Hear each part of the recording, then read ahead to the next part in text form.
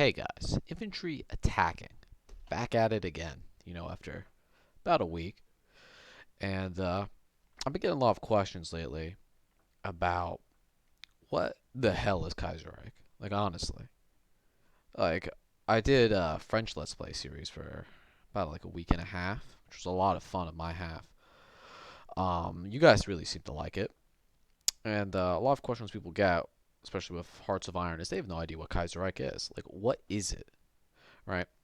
And Kassiereich essentially is a world where Germany won World War One, and basically some other key events that happened because of the keystone event of Germany losing World War One.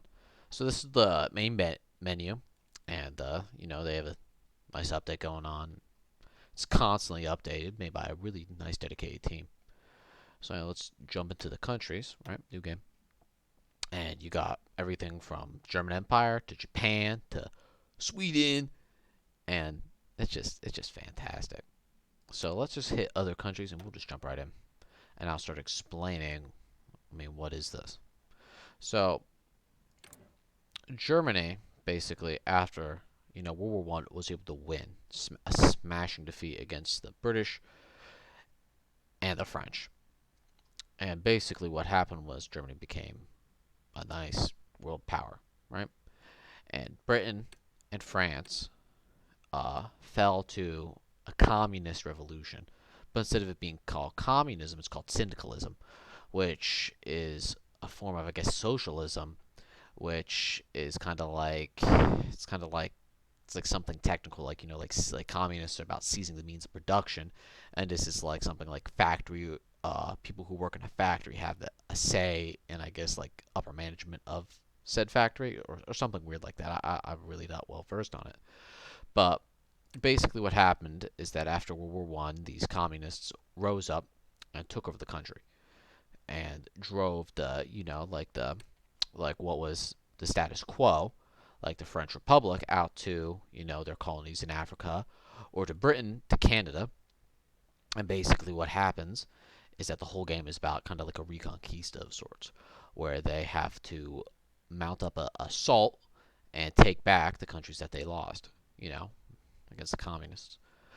And even though they're syndicalists, we'll call them communists for short.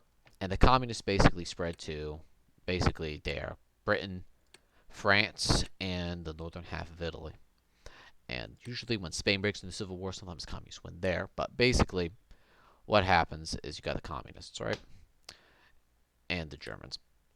So the Germans basically have, back on the German topic, have a nice world empire. They have all these countries in their faction, right? A big spanning empire that stretches as far as China here, these territories, right? And nice rubber factories. So they're really big but weak power. They also have southern Africa, right here, as well as the Suez Canal. So they're basically the key player. Wow. Usually in a Hearts of Iron game, America is usually the giant that awakens, right?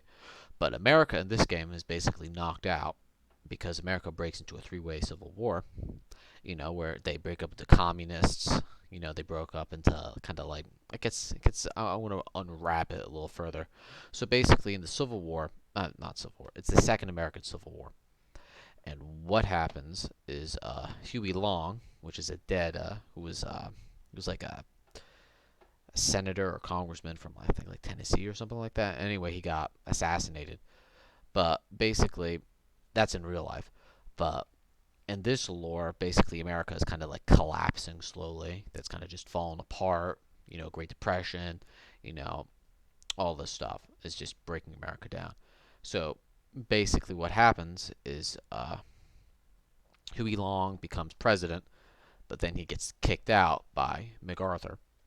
So then it breaks into kind of like communists, um, uh, kind of like longists, like people who want Huey Long as president, and they want and then they have the NCR, like California. That is also happens. Sometimes Mexico gets involved, sometimes Canada gets involved and seizes colonies. It's a whole mess. So America's usually out of the war, out of I guess the grand strategic picture. So anyway, moving on, we got Russia. Russia is pretty much neutered. And their goal is to get all their lost territory here, here, and here. But they also got to deal with a straight communist revolution at their gates. We got Mongolia, which is run by uh, Otto von Sternberg, which is anyway, he was a real figure, and what he was during the Russian Civil War, he was able to take control of Mongolia. He was insane. He believed he was the son of he believed he was Genghis Khan, and he was really crazy. And he ruled Mongolia for several years till he was killed.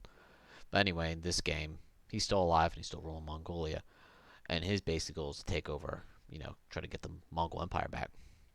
While Japan is divided between the Qin Dynasty, puppets of Japan, and Transmere, which is kind of like in the sphere of the Russian Empire. I mean, not in the Russian Empire, the sphere of the Japanese. India is divided between Dominion of India, owned by the British, kind of like the Federation here, and the Communist. So it's a very interesting map that's been constantly updated. And it's very enjoyable. Each encounter, each game, every time you play a Kassiereich game, it always ends up different. Always goes down different factions and avenues. And it's very interesting to see. Well, anyway, that's pretty much it from me. Make sure to like and subscribe, and we're also doing a $10 Steam giveaway. So get excited.